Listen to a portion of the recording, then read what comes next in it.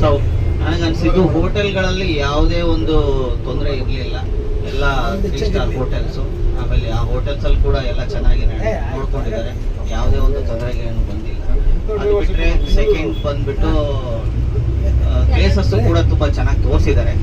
ಆಮೇಲೆ entry tickets ಆ ಥರದ್ದು ಏನೋ ಸಪರೇಟ್ ಏನು ಇಲ್ಲ. ಸೊ ತೊಂದರೆ ಇಲ್ಲ. ಬೇರೆದ್ರಲ್ಲೆಲ್ಲ ಸ್ವಲ್ಪ ಎಂಟ್ರಿ ಟಿಕೆಟ್ಸ್ ಅದು ಇದು ಸ್ವಲ್ಪ ಇರ್ತಿತ್ತು. ಬಟ್ ಇದರಲ್ಲಿ ನಮಗೆ ಯಾವುದೇ ತೊಂದರೆ ಏನಿಲ್ಲ. ಎಸ್ಪೆಷಲಿ ಊಟದಲ್ಲೂ ಕೂಡ ನಮಗೆ ಅಷ್ಟೊಂದು ಸಮಸ್ಯೆ ಆಗುತ್ತೆ ಅಂತ ನಾನು ಬಹಳ ಯೋಚನೆ ಮಾಡಿದ್ದೆ. ಬಟ್ ನಮ್ಗೆಲ್ಲೂ ಊಟದಲ್ಲಿ ಎಲ್ಲೂ ತೊಂದರೆ ಆಗಿಲ್ಲ. ಊಟದಲ್ಲಿ I think lifestyle holidays ಕಾಂಪ್ರಮೈಸೇ ಇಲ್ಲ ಅನ್ಸುತ್ತೆ. ತುಂಬಾ ಚೆನ್ನಾಗಿ ಊಟ ಕೊಟ್ಟಿದ್ದಾರೆ.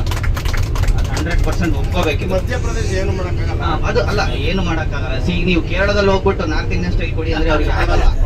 ಸೊ ಇದು ಪ್ರಾಬ್ಲಮ್. ಎಲ್ಲರಿಗೂ ದಾಲು ಮತ್ತೆ ದಾಲು ರೋಟಿ ಅಂತಂದ್ರೆ ಇಲ್ಲಿ ನಾರ್ತ್ ಅಲ್ಲಿ ಅದೇ ಮೇನ್ ಫುಡ್. ಹೌದು, ಇಲ್ಲಿ ಬಂದ್ಬಿಟ್ಟು ದೋಸೆ ನಾರ್ತ್ ಇಂಡಿಯನ್ ಕೊಡಿ ಅಂತೀವಲ್ಲ. ಹಾಗಾಗಿ ಅಂದ್ರೆ ಅವರಿಗೆ ಈ ನಾರ್ತ್ ಇಂಡಿಯಾದಲ್ಲಿ ಏನ್ ಫುಡ್ ಇದೆ ಅದನ್ನ ಫೈನ್ ಆಗಿ ಕೊಟ್ಟಿದ್ದಾರೆ. ಆಮೇಲೆ ನೋ ಕಾಂಪ್ರಮೈಸ್, ಟೇಸ್ಟ್ ವೈಸ್ ಆಗ್ಲಿ ನೋ ಕಾಂಪ್ರಮೈಸ್ ತುಂಬಾ ಚೆನ್ನಾಗಿ ಕೊಟ್ಟಿದ್ದಾರೆ.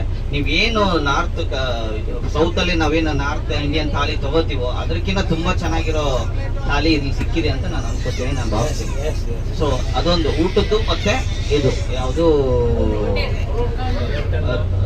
ಹೋಟೆಲ್ದು ತುಂಬಾ ಚೆನ್ನಾಗಿದೆ. ಪ್ಲೇಸಸ್ ಆಲ್ಮೋಸ್ಟ್ ಎಲ್ಲ ಕವರ್ ಮಾಡಿದ್ದಾರೆ. ಅದೊಂದು ಡಿಯೋದು ಅದೊಂದು ನೋ ಪ್ರಾಬ್ಲಮ್. ಅದು ಏನು ಮಾಡಲ್ಲ, ಟೈಮ್ ಮ್ಯಾನೇಜ್ಮೆಂಟ್ ನಮ್ದು ಇದಾಗಿಲ್ಲ.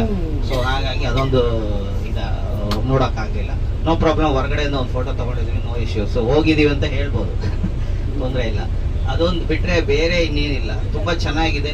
ನೆಕ್ಸ್ಟ್ ಟೈಮು ನೀವು ಯಾವುದೇ ಒಂದು ಇಂಟರ್ನ್ಯಾಷನಲ್ಲು ನ್ಯಾಷನಲ್ಲು ಇಂಟರ್ ಸ್ಟೇಟು ಯಾವುದಾದ್ರು ಟ್ರಿಪ್ ಹಾಕಿದ್ರೆ ಹೋಗ್ಬೋದು. ಯಾಕಂದ್ರೆ ಮೇನ್ಲಿ ನಮ್ಗೆ ಫುಡ್ ಬೇಕು, ಅಕಾಮಿಡೇಷನ್ ತುಂಬಾ ಚೆನ್ನಾಗಿರ್ಬೇಕು. ಆಮೇಲೆ ಬಸ್ಸು ಕೂಡ ತುಂಬಾ ಚೆನ್ನಾಗಿದೆ. ನಾನು ಅಲ್ಲಲ್ಲ, ಖಂಡಿತ ಎಲ್ಲ ಆಲ್ರೆಡಿ ಬುಕ್ ಮಾಡ್ಬಿಟ್ಟಿದ್ದೀನಿ.